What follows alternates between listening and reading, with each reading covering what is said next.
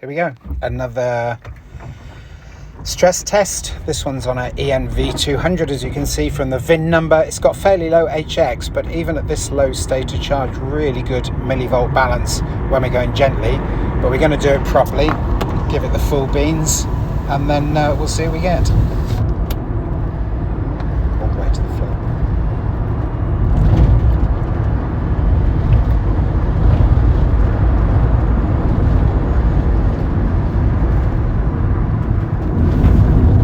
This time flat on the floor. Yeah, it's pulling 220 amps, so that's good.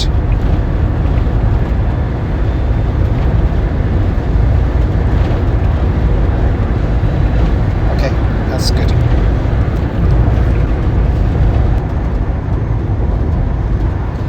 Yeah, that's a really good example of how a low Hx isn't an indication of a bad battery anymore.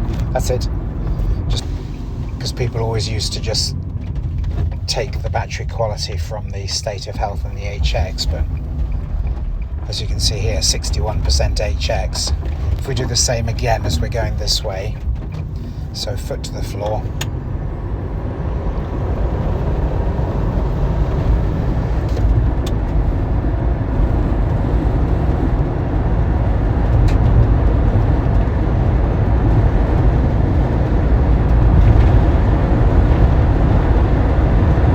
Really good.